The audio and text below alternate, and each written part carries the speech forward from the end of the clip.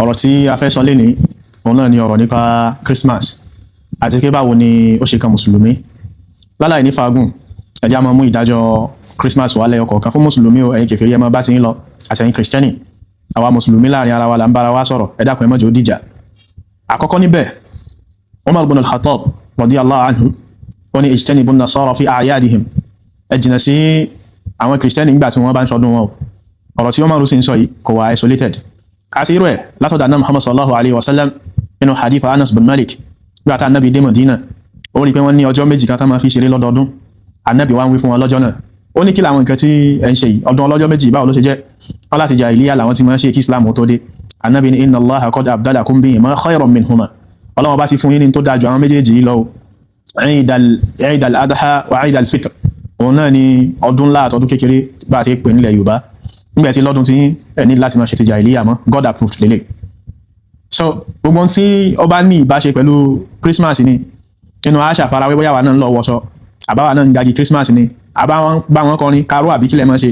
ẹ dákun ẹ má bá wọn dá sí o. Ànábì sallallahu alayhi wa sallam ó ní man tashabbaha bi qawmin fahuwa minhum, hadithu Abdullah bin Umar. Ó ní gbogbo ẹni bá ti farawé ìjọ kan, ara wọn láàmú káró ẹni bẹ́ẹ̀ sí o.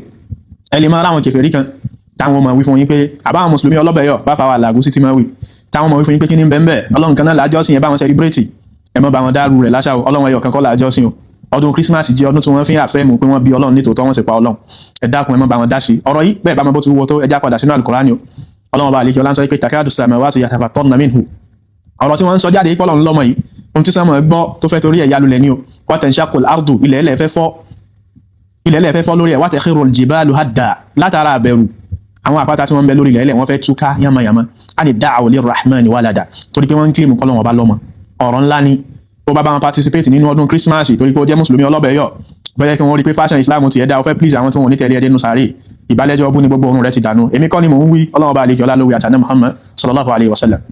A kì í bá wọn kí wọn. Ẹ̀yin tẹ́ bá jẹ́ Christian tẹ́ ń wọ̀rọ̀ kì í ṣe pá fẹ́ràn yín. Tẹ́ bá ti wo previous lecture mi ẹ rí pé mo sọ ń bẹ̀ Ọlọ́run bá sọ pé a lè bá yín ní ìbáṣe káfí dáadáa bá yín lò. Ṣùgbọ́n ẹ máa wá wò pé wàá máa kí fáwọn ọdún tí yín, ìwé yín ò wí pé kẹ́ ẹ mọ́ kí wa, bá ṣe pé bá wọnú Bible ẹ bá rí pé Ọlọ́run ní ẹ mọ́ kí wa, ẹ fi wálẹ̀ ẹ mọ́ kí wa, àbẹ́ bá fẹ́ takò ọba tẹ́ ń sìn lókù. Ṣùgbọ́n gbàwé yín ò ti wí bẹ́ẹ̀ mọ́ kí wa, tí wa ò gbà wá láàyè láti kí yín. Ohun tá a lè fi ní ìrẹ́pọ̀, tá a fi lè ní ìbájọṣepọ̀, òun náà ní kẹ́ respect pé à ń tẹ̀lé ọba tó dá wa, òfin rẹ̀ tó ṣe fún wa, a kì í takò ní tiwa, ká máa wá lò fẹ́nu wa, kì í tẹ̀lé àfà, a kì í tẹ̀lé èèyàn kankan. Bẹ́ẹ̀ lẹ́mọ̀ ara wọn nǹkan tí wọ́n mọ̀ sọ pé kódà ní Dubai níbi ẹ̀sìn tiwa àtàwọn ará Saudi wọ́n ń ṣe kọ́nsáàtì, wọ́n ń tagi adúpẹ́ tọ́lọ́ ń ṣe wá mùsùlùmí. Ànábì ọkọ̀ wa fáwọn ará Saudi wọn kì í ṣe ẹgbẹ́ wa, kò sí Saudi láyé Ànábì, Mẹ́kà àti Madina níbẹ̀. Wọ́n ṣe fọ́ọ̀mù Saudi ní 1930 something ní 1932. Àwọn ará Dubai ìjọba gọ́ọ̀mẹ̀ntì ni wọ́n dá sí international politics, wọ́n mọ̀ tí wọ́n ń ṣe. Ẹjẹ́ àwa tá a jẹ́ àmì àwọn èèyàn sí èèyàn lásán, ẹjá tẹ̀kẹ̀ ara wa, ẹ má dá sọ́rọ̀ àwọn olóṣèlú. Pàápàá jùlọ Ànábì ò fi Islam lẹ̀ sọ́wọ́ àwọn olóṣèlú, kò fi sọ́wọ́ gọ́ọ̀mẹ̀ntì. So kò sí tó kàn wá pẹ̀lú gbogbo àwásọ yẹn. Wọ́n pe arákùnrin footballer kan ní Mo Salah, àmọ́ tagi Christmas báyìí. Àwọn èèyàn máa ṣe láwọn mùsùlùmí olóṣì náà ní máa ṣe ẹ fi wálẹ̀ nínú òṣì wa. Mo Salah yìí ṣe role model wa, tóun ti bí ṣe àpìlì sáwọn kò fáàrò tó ẹwẹ̀ mọ̀ tí wọ́n hàn lẹ́nu jọ́ mẹ́ta gbogbo ẹ̀dá kọ́lọ́wọ́ bá kó sọ wa kúrò nínú mùnáfìkì. So àwọn tá a lè ṣe,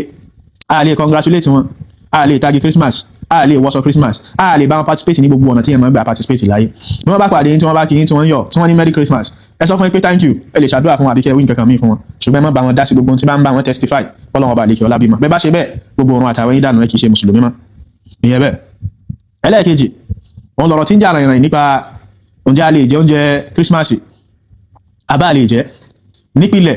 ó yẹ kó jẹ́ pé a lè jẹ, ẹ dákun tẹ̀lé ọ̀rọ̀ yìí dáadáa, ẹ má bẹ́ẹ̀ o. Ẹ̀yin alára sísá nínú ẹ̀yin tẹ́ ń sọ yes àti no, àwọn kan wà wọ́n ti ẹ̀jẹ̀ wọ́n ti ń bọ́ ilé báyìí, ẹ ṣe sùúrù ẹ dákun ẹ gbọ́ délẹ̀. Ọlọ́run bá lékè ọlá sọ fún wa nínú Al-Qur'an, ó ní al-yawma uhilla lakumu at-tayyibat wa ta'amu alladhina utul kitaba hillun lakum. Ó ní lé ní gbogbo tó jẹ́ nǹkan dáadáa tó mọ́ àti sọ di ẹ̀tọ́ fún yín o. Oúnjẹ àwọn tí wọ́n sì jẹ́ àwọn Kristẹni àti àwọn Yahudi, torí pé ẹ̀sìn tí wọ́n ń ṣe àti sánmọ̀ ló ti wá, adulteration ló bá, gbogbo oúnjẹ wọn yìí ẹ̀tọ́ ló jẹ́ fún yín ẹ lè jẹ. Ìpìlẹ̀ ní bàbá sì ti gbọ́ general látọ̀dọ̀ Ọlọ́run ọba, a kì í sọ ipa tún lófin kan àbẹ́jọ́ kan tá a fẹ́ dá lẹ́yìn ẹ̀. Láàkì yasa ma'a wujudi nas, nígbà bá ti rí nọ́ọ̀sù directly látọ̀dọ̀ Ọlọ́run pé nǹkan báyìí jẹ́ ẹ̀tọ́ àbí nǹkan báyìí ò jẹ́ ẹ̀tọ́, àfáà kankan ò lè dé gbogbo bá ṣe òkípo rẹ̀ ọ̀gá tó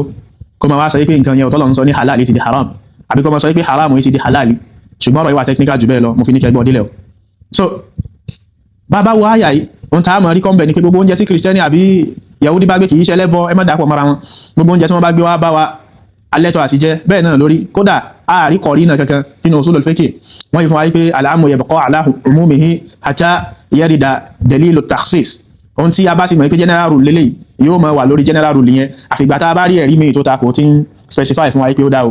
ọ̀rọ̀ yẹn ó ní condition nínú eléyìí àárí ẹ̀rí kankan tó wà direct sí káfí mọ̀ sọ pé kíní technicality làwọn àfáà explore ṣùgbọ́n kì í ṣe pé kò sọ̀rọ̀ ńbẹ̀ ẹ jẹ́ á wo díẹ̀ nínú àwọn technicalities àwọn kan sọ pé yes a lè jẹ oúnjẹ wọn lọ́jọ́kọ́jọ́ ṣùgbọ́n intention tí wọ́n fi ń ṣe Christmas yìí intention tó tako àkídà Islam ni ẹ jẹ́ á wo intention yìí ẹ má jà bá wọn jẹ́ a máa wá sọ fún àwọn bẹ́ẹ̀ wípé Ọlọ́run bá mọ intention wọn jù yín lọ ó mọ̀ nípa àwọn ọdún yìí ó mọ̀ nípa àwọn nǹkan yìí bó bá wù yóò ṣe taxes níbẹ̀ yóò fún wa ní condition pé àmọ́ tó bá dọjọ́ báyìí má bá wọn jẹ́ o àwọn ni Ọlọ́run mention rẹ̀ wọ́n dáa padà sínú Al-Qur'an tọ́lọ́wọ́n bá àlejò láti sọ pé hurrimat alaykum ad-damu wal-maytatu wa lahmul khinzir wa ma uhilla li ghayri Allahi bihi wal-munkhaniqa wal-mawqutha wal-mutaraddiya wan-natiha wa ma akala as-sab'u illa ma dhakkaytum wa ma thubiha ala an-nusub Ọlọ́run bá ti ṣe àwọn nǹkan kọ̀ọ̀kan léèwọ̀ fún yín ó kà wọ́n lọ afẹ́ lo nǹkan méjìlá fẹ́ lò tó ní ìbátan pẹ̀lú ọ̀rọ̀ yìí wa ma hu illa li ghayri Allahi bihi àti gbogbo tí wọ́n bá slaughter tó jẹ́ pé ó kọ̀ọ̀kan mí tó yàtọ̀ sí Ọlọ́run bá ní wọ́n pèlè lórí àkọ́kọ́ point tó ní ṣe pẹ̀lú ọ̀rọ̀ tá à ń sọ lọ́wọ́ nínú àyà yìí àkọ́kọ́ náà ẹ kọ́kọ́ lọ́wọ́ máa dájú pé gbogbo ọjọ́ tẹ́ tí kìí ṣe mùsùlùmí bá pa nǹkan kìí ṣe ó kọ́ Ọlọ́run bá ní wọ́n ń dá ń bẹ̀ bá ṣe wípé kìrìsìtẹ́nì bá lókọ̀ nǹkan tí wọ́n máa dá bí wọ́n bá fẹ́ slaughter ẹran kò ní ìdí kó jẹ́ pé ọjọ́ Christmas láṣẹ máa fight against eléyìn gbogbo ọjọ́ tí wọ́n bá ń pa ẹran tá ń jẹ nínú ẹ̀ láíláí ẹ máa rántí kókọ Jésù náà ni wọ́n dá lé lórí so taxis yìí tẹ́ fẹ́ ṣe láàrin láti bẹ̀ ó dànù kọ wọlé ẹlẹ́ẹ̀kejì ń bẹ̀ wà máa túbí ala nusub òun náà ni tó tún ní ìbámu pẹ̀lú ọ̀rọ̀ yìí ẹran tí wọ́n pa lórí ọ̀tà fún òòṣà bẹ́ẹ̀ ni àwọn tí wọ́n jẹ́ kìrìsìtẹ́nì wọ́n wọnú ẹbọ látara ìrílé ti Jésù mọ́ Ọlọ́run ọba tí wọ́n ń pè ní Ọlọ́run ọba so ṣùgbọ́n wọn kì í ṣe ẹlẹ́bọ pọ́nbélé ẹlẹ́bọ wọn yàtọ̀ sí ẹlẹ́bọ tó jẹ́ pẹ́sìn rẹ̀ wá láti sánmọ̀ rárá Ọlọ́run ọba máa specify rẹ̀ so torí bẹ́ẹ̀ taxis tẹ́ fẹ́ mú wáyé kò rí díjò kó dáadáa tó bẹ́ẹ̀ ṣe fẹ́ Ọlọ́run ọba ti àtìlákọ̀ àyà yìí ó ti free rẹ̀ ó ti generalize rẹ̀ so taxis tẹ́ fẹ́ ṣe yìí ń bẹ́ẹ̀ láyà náà Muhammad sallallahu alaihi wasallam àṣírí ẹ̀kẹ́ kan náà sọ̀hábà rẹ̀ tí wọ́n ń lò síbi tí ẹ fẹ́ mọ́ lò sí ṣùgbọ́n tá à ń sọkọ́ ni pé afẹ́kọ̀ ẹ̀rí yín dànù ọ̀rọ̀ bẹ́ẹ̀ tá bá jókòó tá bá rò dáadáa nínú àwọn ẹ̀rí mi tí wọ́n tún mú wá òun náà lọ́rọ̀ Aisha tí ń bẹnu Musannaf ibn Abi Shayba arábìnrin kan sọ fún Aisha wípé inna lana a'dharan min al-majus aláwọn kan majusi ni wọ́n nínú àwọn neighbors wa innahu yakunu lahumul 'eid fayuhduna lana nígbà tó bá tásìkò ọdún wọn wọ́n máa fún wa ní gift Aisha dá wọn lóhùn lọ́jọ́ náà ó ní amma thubiha fi dhalika al-yawm àbí li dhalika al-yawm gbogbo tí wọ́n bá pa nínú ẹran fún ọjọ́ yẹn fala tahkulu ẹ má bá wọn jẹ nínú ẹ̀ walakin kulu min ashjarihim àmọ́ àwọn nǹkan tí wọ́n bá fún yín tó jẹ́ bí èso ẹ jẹ nínú ẹ̀ halal ni tọ́ nǹkan méje ló ń ṣẹlẹ̀ sí ẹ̀rí tẹ́ mú wáyé àbí nǹkan mẹ́ta àkọ́kọ́ àwọn Májúsí wọ́n sí nínú àwọn alul kitab tọ́lọ̀ wọn bá sọ oúnjẹ wọn di ẹ̀tọ́ fún wa àkọ́kọ́ nìyẹn ẹlẹ́ẹ̀kejì níbẹ̀ hadithi àwọn àfáà ti sọ pé kò fẹsẹ̀ múlẹ̀ nínú wọn ni Sheikhul Islam Ibn Taymiyyah wà wọ́n ní hadithi kò fẹsẹ̀ múlẹ̀ a máa lo hadithu da'if hadithi tí kò lálàáfíà dáadáa nínú fadailul a'mal ṣùgbọ́n tá ń sọ níbi ọ̀rọ̀ nípa ṣẹ̀ríà ni táàtì yọ òfin a ń láti ṣọ́ra gidigidi àwọn àfáà wọn kì í lo hadithu da'if níbẹ̀ ẹlẹ́ẹ̀kẹta tó bá hadithi òun ni pé hadithi ó tako hadithi míì tó ń fẹsẹ̀ múlẹ̀ Bukhari gbà wá látọ̀dọ̀ Aisha ń pé àwọn kan sọ fún Ànábì Muhammad sallallahu alaihi wasallam pé inna qawman ya'tunana bil lahm aláwọn ọjọ́ kan kò sọ pé kìrìsìtẹ́nì àbí kèfèrí àbẹ́lẹ́bọ àbí nǹkan kan ó ní ya'tunana bil lahm àwọn a máa fún wa lẹ́ran wala nadri adhakaru ismallahi alayhi am la àwa mọ̀ àwọn ẹran tí wọ́n ń gbé wá fún wa yìí bóyá wọ́n dákọ̀ Ọlọ́run ọba lé lórí àbí wọ́n dákọ̀ Ọlọ́run ọba lórí ẹ̀ Ànábì sọ pé samullaha alayhi antum wakulu ẹ̀yin dákọ̀ Ọlọ́run ọba lé ẹran òun lórí nígbà ìbá fẹ́ jẹ bẹ́ẹ̀ bá ti dákọ̀ Ọlọ́run ọba lé lórí tán ẹjẹ́ ó ti dẹ̀tọ́ fẹ́yìn hadith Ànábì Muhammad sallallahu alaihi wasallam lé ìyẹn gan fẹ́ bá ọ̀rọ̀ tá à ń sọ bọ̀ wá pé Ọlọ́run ọba ṣe oúnjẹ kìrìsìtẹ́nì ní halali àárín kankan tí ó sọ kìíní di haram tabawo hadithi ìyẹn túmọ̀ sí pé bí wọ́n bá gbóúnjẹ kìrìsìtẹ́nì Christmas yìí wá fún wa lódì wọn gbà tá a bá ti bá wọn participate tọ́kàn wa gbà pé tí wọ́n ń ṣe tọ́ táàkì wọn lórí ẹ̀ta àjìnà sí ogun táwọn afáà ní àjìnà sí bí à ń wọṣọ wọn bí à ń tají Christmas bí à ń lọ ọjọ́ gbogbo àwọn nǹkan ìbábá gba oúnjẹ ìpítọ́ wọn bùn wa lóúnjẹ ni tá a wá ṣe mùsùlùmí tí wọ́n jẹ tá a ṣe bísímìlá oúnjẹ náà di kíni yóò dẹ̀tọ́ fún wa àtá tí wọ́n bá rò pẹ́ bọ́ làwọn pa fún. ṣùgbọ́n ẹ má jà ká mọ́rọ̀ yìí báyìí nìkan ibi tó dáa kí mùsùlùmí ó wà òun ni aspect caution mo láìkí maxim tí afáwa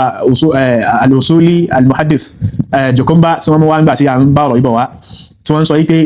iza ijtama'a al-haram ma'a al-halal ala wajhin la yatabayan nígbàtí halal bá ti dà papọ̀ mọ́ haram níbi tó jẹ́ wípé ọ̀rọ̀ yẹn ò fẹ́ fojú hàn pé wọn halal ń bẹ àbí haram ghalaba janibul haram ohun tá mú lò náà ni wípé aspect haram la fi ṣe pé haram ni ẹjá jìnà sí torí pé yẹn ló tọ́ fún wa púpọ̀ láti wà on the safer side gẹ́gẹ́ bí mùsùlùmí ọ̀rọ̀ tó mú láàká ìdání pọ̀ ní afáàsì mú ẹ̀rí bẹ́ẹ̀ wá ìyẹn ni hadithu Adiy ibn Hatim at-Tahi títí sọ wípé òun á máa jáun ursilu kalbi fa ajidu ma'ahu kalban akhar òun á máa jáun pé kó lọ pa tó bá ti mùsùlùmí gẹ́gẹ́ bí tọ́lọ́wọ́ bá yọ̀ǹda fún wa wà máa limtum minal jawarihi mukallih ẹmọ́ bínú àyà ń sápa mi lórí ọlọ́run sáà ń sọ ń bẹ̀ pé lára àwọn oúnjẹ tá a lè jẹ nígbà tí ń kọ́ wa nípa bó láti lè mọ dẹ́dẹ́ náà ní pé ajá tá a bá ti train àbí àwọn ẹranko míì tá a bá ti train tá a bá ti rán wọn pé kí wọ́n lọ pẹran fún wa tá a ṣe bismillah alẹ́tọ̀ àti jẹ wọn right so eléyìí sọ yí pé àdìtì yẹn bẹ̀rẹ̀ láti bí pé bóun bá rán ajá òun pé kó lọ pa nǹkan kan wá ṣé òun lè jẹ anábì wa ń dá lóhùn lọ́jọ́ náà ó ní pé bọ́ọ̀ bá ti rán faqatala wa akala tó bá ti rán tọ́rí tó pa nǹkan kalẹ̀ tó sì jẹ nínú nǹkan yẹn fala ta'kul má jẹ ń bẹ̀ fa innama amsaka ala nafsi tó ara rẹ̀ ló pa fún un lẹ́tọ̀ àti jẹ nínú ẹ̀mọ́ so anábì wa ń dá lóhùn nínú béèrè tó tẹ̀lé wípé ursilu kalbi fa ajidu ma'ahu kalban akhar tí bá rán ajá mi kó lọ pa nǹkan tí bá wá rí pé ajá mi wọ́n jọ wà ń bẹ̀ wọ́n jọ pa ní nǹkan anábì ní fala ta'kul fa innama sammayta ala kalbik wa lam tusammi ala akhar ajá rẹ̀ ni o mention bismillah lé lórí o mention lórí ajá mi tí ń bẹ̀ mọ́jẹ so ẹ̀rí wọn ẹ̀rí tó dángájá ni ohun tí mo fẹ́ kẹ́ ṣàkíyèsí ni ààrí ẹ̀rí kankan tó dájú látọ̀dọ̀ Ànábì Muhammad sallallahu alaihi wasallam àbí láti inú Quran pé lọ́dọ̀ ọjọ́ Christmas specifically oúnjẹ tí Christian bá gbé fún wa ká má jẹ ṣùgbọ́n èmi ò wá ní àjásà fún ikẹ́ jẹ́ al-fiqhu bahrun zakhir fíkíhù odò tó ń rú tó gbóná jẹjẹjẹ ni ó rú ó sì kún púpọ̀ irú àwa yìí àwa ò ní ìhátọ̀ láti ṣe ìfìdáwò pé nǹkan báyìí ló jẹ́ ẹ̀tọ́ a lè argue cases based on àwọn àdílà tó wà lọ́wọ́ wa ṣùgbọ́n tí n bá sọ fún pé mo dépò ìfìdáwò irọ́ ńláńlá ni o àwọn tí wọ́n dérò ẹ̀ lásìkò wa yóò pọ̀ torí ẹ̀ nígbà tí mo ti rí tí argument ń ṣẹlẹ̀ láàrin àwọn àfà táwọn àfà ńláńlá tí wọ́n ṣe ní ìfẹ́ inú láti rí nínú àwọn tí wọ́n ń sọ ń gbóúnjẹ yóò tọ́ mo fẹ́ kọ́ṣẹ́ gbogbo ẹni bá jẹ́ mùsùlùmí ká gbìyànjú ká wà on the safer side èmi ò ní sọ fún yín pé tọ́lọ́wọ́n bá pè ní halali ó ti di haram ìyìn lágbára àti ṣe bẹ́ẹ̀ ìyẹn gan ṣẹ̀rù bà mí ju kí n ta pọ̀pọ̀lọpọ̀ àwọn àfà ńláńlá tí wọ́n ní mọ̀ jù mí lọ tí wọ́n ń sọ̀rọ̀ lọ ṣùgbọ́n Ànábì sallallahu alaihi wasallam ó ní da'ma yaribuka ila ma la yaribuk nínú hadith Hasan bin Ali bin Abi Talib bẹ́ẹ̀ bá ti ń ṣe iyèméjì lórí nǹkan kan ẹ fi ohun tẹ́ ń ṣe iyèméjì ilẹ̀ ẹ fi ilẹ̀ ẹ tẹ̀lé tí ò ní iyèméjì nínú àwọn àfáà sọ pé ẹ débẹ̀ àwọn kan sọ pé ẹ má débẹ̀ gbogbo bẹ́ẹ̀ bá ti lágbára láti avoid nǹkan yìí ẹ já avoid tí ń fa àríyànjiyàn láàrin àfáà wa Ibn Qudama nínú al-Mughni nígbà tí ń sọ̀rọ̀ bọ̀ wá ó ní ikhtilaful ulamahi rahmatun wasi'a ó ní ittifaqul ulamahi hujjatun qati'a wa ikhtilafuhum rahmatun wasi'a ibi àwọn àfáà bá panu pọ̀ sí ẹ̀rí tó dángájá ní kódà bẹ́ẹ̀ bá rí àyà kankan fún Ọlọ́run bá ti sọ àlè ó máa nábì kó bí àṣìṣe ànábì ló sọ bẹ́ẹ̀ ká panu pọ̀ sórí àṣìṣe kò ṣeé ṣe bẹ́ẹ̀ so ibi tẹ́ bá ti wá rí tí wọ́n ti ń ṣe yapa ẹnu rahmatan wasi'a ìgbàláyé bẹ́ẹ̀ kí Ọlọ́run ọba ni bẹ́ẹ̀ bá ṣe tẹ̀lé ẹni tó mú ẹ̀rí wá ẹ ti wà lójú ọ̀nà èyí tó kàn wọ́n bẹ̀ assignment tó ń ṣe àkọ́kọ́ wà on the safer side tó bá lágbára àti jìnnà sí nǹkan ìjìnnà sí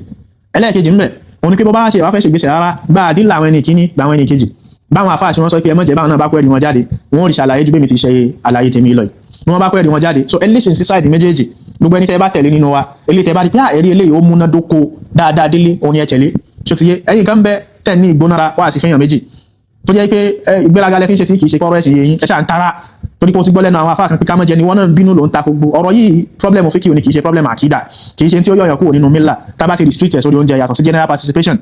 kìí ṣe tí ó yọ̀yàn kúrò nínú Islam àwọn afá Islam láti bẹ̀rẹ̀ ayé wọn kìí agree tán yẹn lórí gbogbo nǹkan disagreement máa ń wà láàrin wọn láàrin interpretation gbogbo ẹni ẹ bá tẹ̀lé nù wọn tó bá ṣáà ti jẹ́ pé mú èrè rẹ̀ wá ojú ọ̀nà lẹ́wà ẹ mọ̀ jára yóò mọ gbóná ju débi pé wá ń kàn wá lábùkù ẹ ṣe pẹ̀lẹ́pẹ̀lẹ́ níbẹ̀ ẹlòmíín bẹ́ẹ̀ nù yín ìgbéraga ti wọlé ó rò kó dájú àwọn ẹlòmíín lọ ṣùgbọ́n wọn tó ń ṣe ni ìkìlọ̀ àkọ́kọ́ nìyẹn ẹ ṣọ́ra láàrin sẹ́yìn kan náà ń bẹ ọ̀rọ̀ fíkíù yìí ẹ̀ mọ̀ kankan nínú ẹ̀ Ànábì sallallahu alaihi wasallam ṣe wọ́n wa ó ní iza ijtahada al-mujtahid fa asaba falahu ajran wa in akhtaha falahu ajrun ẹni tó bá ní àdáwàtú ijtihad tó fi yẹ kó dá sọ́rọ̀ ẹ̀sìn tó pé sí la tó bá gbìyànjú tó bá dájọ́ tó rí dá tó ṣe déédéé tọ́lọ́run bá fẹ́ yóò gbà ládá méjì tó bá ṣàṣìṣe yóò gbà ládá ẹyọ kan torí pé níṣẹ́ pé sí la ó ti ṣe wàhálà sẹ́yìn Ọlọ́run bá ní òfin ní tawfik